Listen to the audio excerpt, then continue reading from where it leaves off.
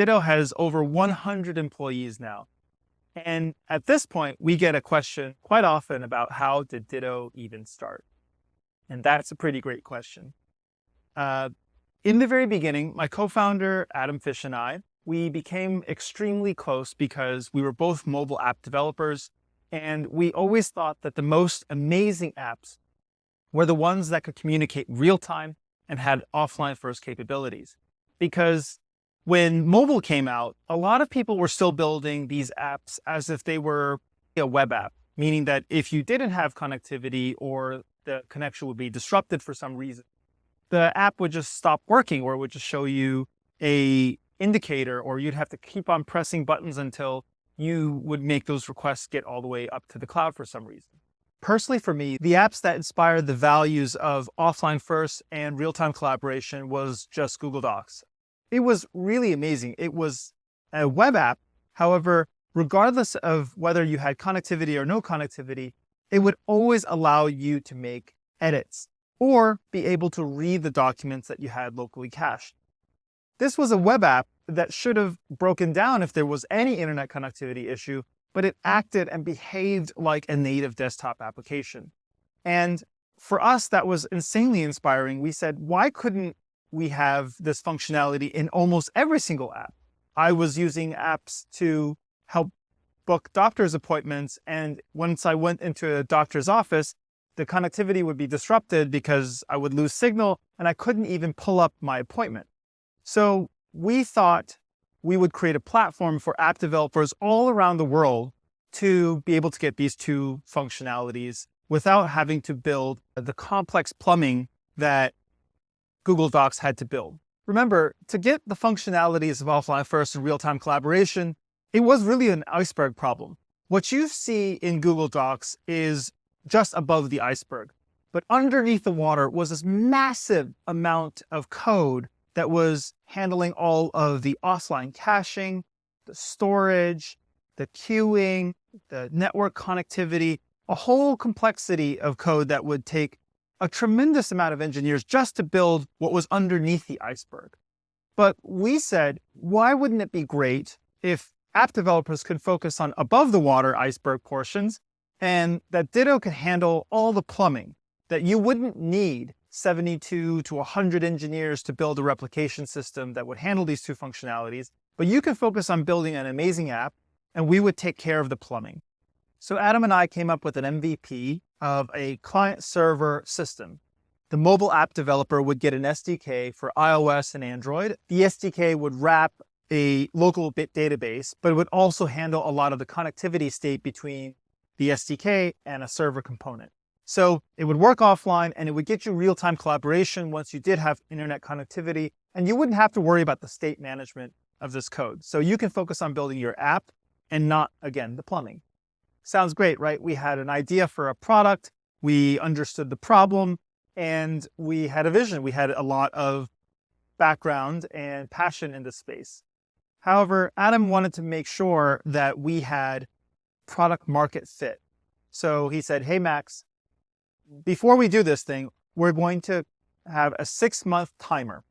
We're going to call as many enterprises out there to see their reaction to the product that we're about to create. If we don't get anybody interested in 6 months, we would just go and work at some company and make ends meet that way. So we went on LinkedIn and added as many people in our network at big enterprises to see if they would actually have our call. And that was actually the easier part. It was very easy to get on calls and see if people would be interested in a new startup idea. It's not very hard to get people interested to give feedback on a startup idea. But we could read the room. Almost everyone was just being super polite to us, probably because we were young and they didn't want to hurt our feelings. We were pretty discouraged because people's reaction was so polite to us that we understood that we were creating a vitamin and not a painkiller. And for product market fit, our belief at Ditto was that you have to find a pain point that people are desperate to solve. That was always our belief and still is our belief today. Until one day we got on a Zoom call with an airline. And we had gotten really excited because of international large-scale airline. And we prepared our PowerPoint deck and our video demo. And we were really excited because this could be, our big break. So again, we presented this client server pitch to this person, and this woman could not be more bored. I mean, I could feel the yawn come through the noise cancellation, and it wasn't going that well until she just interrupted us and said, "Hey, could you just get these two mobile apps that you've diagrammed out to just talk to each other? Like, can you do that real-time offline collaboration stuff that you're talking to me about peer-to-peer?" And luckily, we had picked a data structure that was designed for peer-to-peer. So we said, yeah, we could do that. And she just leaned in and said, "Can you come tomorrow? We'll buy you a flight. You can present to the entire managing directors, the whole thing." And so that's when we knew we had a painkiller and not a vitamin, and that someone was very desperate to solve this problem.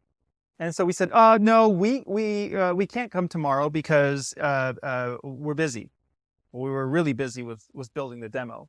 So for 3 weeks, Adam and I stayed at a WeWork, pulling all-nighters for this demo.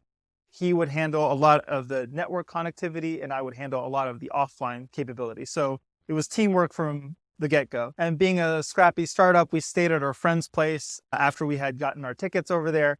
And we presented to this airline, and lo and behold, yes, a whole bunch of managing directors, the top brass of the company, all wanted to see this technology.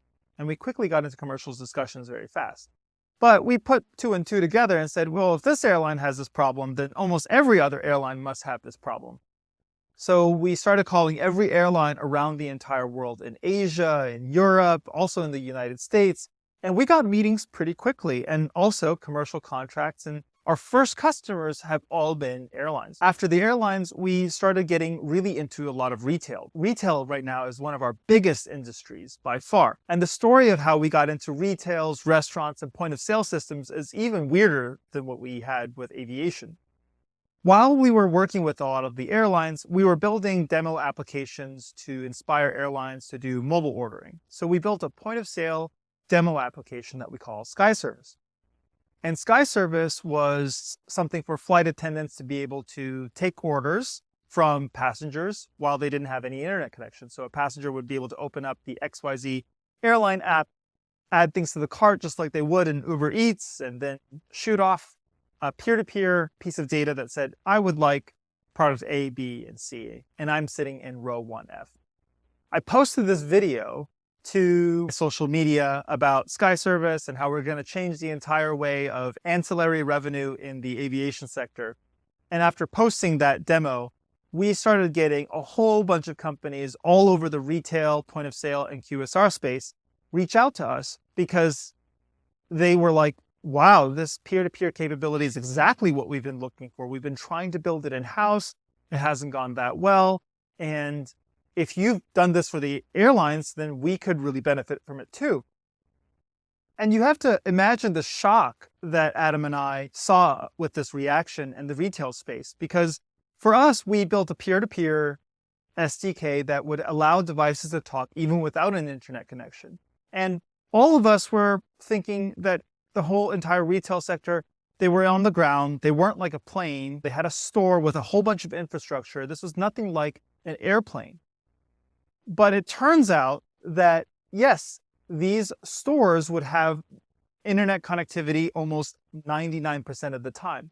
But that 1% of the time was a lot of money that you would lose, a lot of unhappy customers, and a lot of press. Digital systems not working. But that 1% of the time can make you lose hundreds of millions of dollars. The retail technology space has been teched out at this point.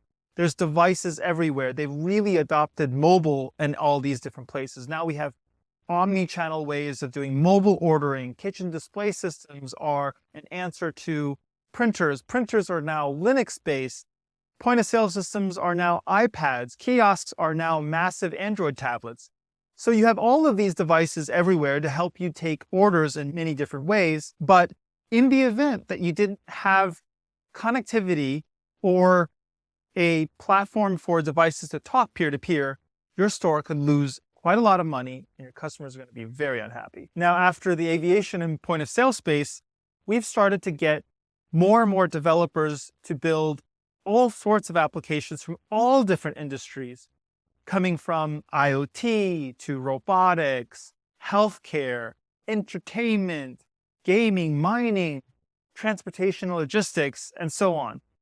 At this point, I'm starting to lose track of what people are building with Ditto. This means that very soon we would be able to have a conference, and then developers from all over the world in all different industries that come in all shapes and sizes would come up to us and say, hey, look, this is my new amazing app and I'm making money off of it, and it's helping these customers do X, Y, and Z. And that's the big dream, right? You create a general platform for developers all over the world in different industries and different use cases to come up to you and show you how they have created their own imagination built on top of Ditto.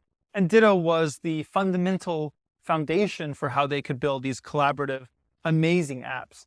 So that's a little bit of the story of our origins and where we're going to go with Ditto.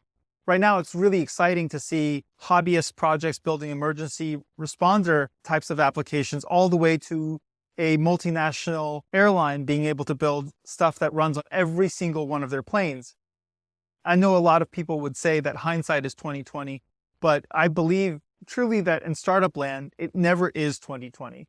If you look back even today, 6 years later, that Ditto was never a straight line. It was very zigzaggy, but through being tenacious and having customers that really loved our product and imagine how they would use Ditto has been truly inspiring. Because you have to remember, there were times where Adam and I didn't even think that peer-to-peer was a desperate pain point that people wanted to solve.